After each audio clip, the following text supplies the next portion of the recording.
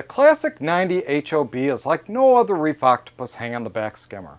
It features a hybrid conical body normally only found in traditional in-sum skimmers. Hi everybody, this is Jeremy from CoralVue, and today we'll be covering how to assemble, install, and operate the Reef Octopus Classic 90 hang-on-the-back protein skimmer. Protein skimmers work by injecting numerous tiny bubbles into a water chamber where an enormous air-water interface strips protein molecules from the aquarium water and draws them upward for collection. The more micro air bubbles that reside in the reaction chamber, the more protein can be extracted. The Classic 90 hang-on-the-back skimmer features a hybrid conical body, an adjustable wedge valve for easy tuning, as well as traditional collection cup with drain. All those features normally found in in-sum protein skimmers. The Classic 90 hang-on-the-back skimmer is rated for marine aquariums ranging from 60 to 130 gallons. Here is how to properly assemble and operate your new Classic 90 hang-on-the-back skimmer. Step 1. Locate, inspect, and familiarize yourself with all components supplied with the Classic 90 HOB. Step 2. Ensure all 3 O-rings are in place prior to installing the pump to the skimmer body. Install one of the 2 larger O-rings into the intake union found on the bottom of the skimmer. Place the second of the 2 larger O-rings in the output union found on the skimmer pump. The smaller O-ring gets inserted within the black nut of the venturi elbow. Thread the black nut of the venturi elbow to the intake of the skimmer pump. Step 3. Mount the pump with the O-rings installed up to the skimmer body. Do not use any glues, wrenches, or Teflon tape. We do suggest the use of silicone O-ring lubricant to preserve the O-rings and enhance the connection seal. Step 4. Run the silicone airline tube into its holders at the top of the skimmer body and insert the adjustment pipe into the output T. Step 5.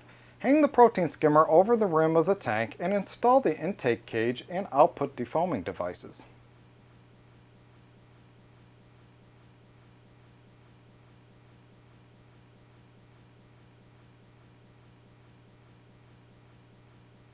Use the 2 adjustment nylon screws to level the skimmer body to the side of the tank.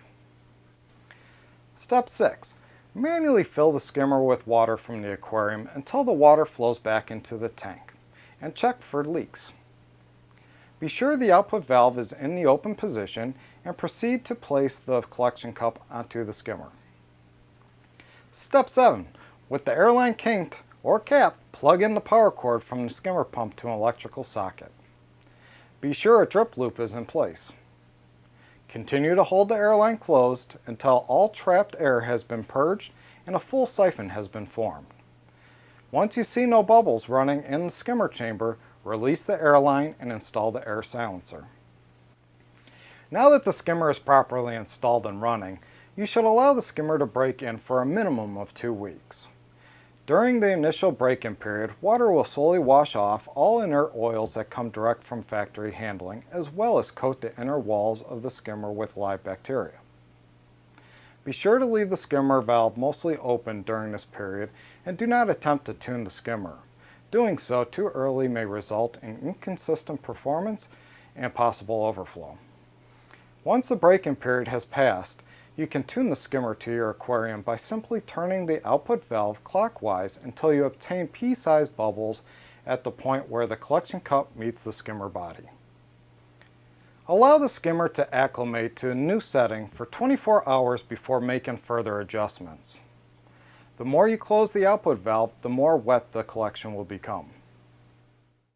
Here are some answers to some commonly asked questions regarding protein skimmers.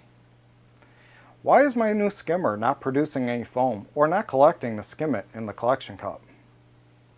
All skimmers require a break-in period before any stable formation of foam will be made or collected. This process can take up to 4 weeks, especially with smaller systems. When you first start in your new skimmer, set the water level low in the skimmer by keeping the output valve on the open side. Please be patient and do not attempt to raise the water level in the skimmer for at least 3 weeks, or you may run the risk of the skimmer overflowing and flooding the surrounding area. Make sure that your salinity is at optimal levels, as the skimmer will not work in fresh water. My skimmer is overflowing. Why is this happening? The most common reason for skimmer overflows is caused by chemical reaction. Some chemicals react with the air that the skimmer produces and causes the skimmer to overproduce foamate. Chemicals known to cause skimmers to overflow are red slime removers, medication, frag putty, and coral glues, water conditioners, dechlorinators, stress coat, new filter socks, newly mixed salt, bacteria additives, as well as dosing medias.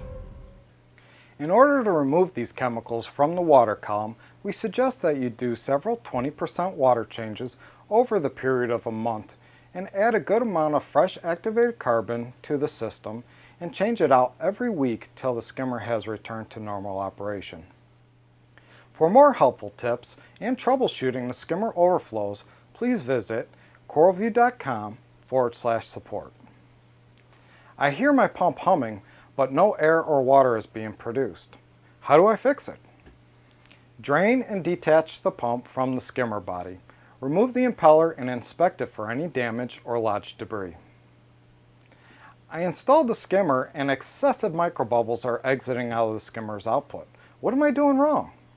During the initial installation, it is common for air to escape the skimmer and will dissipate as the skimmer breaks in. Be sure to register your new skimmer at CoralVue.com/register. If you have more questions about installing or running your new skimmer, please visit our support page at www.coralvue.com/support and submit a ticket. If you have any other comments or tips to share with your fellow reefers, feel free to leave them in the area below. If this is your first time joining us, hit that subscribe button, as every week we release a new video related to reefing. Thank you again for watching CVTV. See you next time.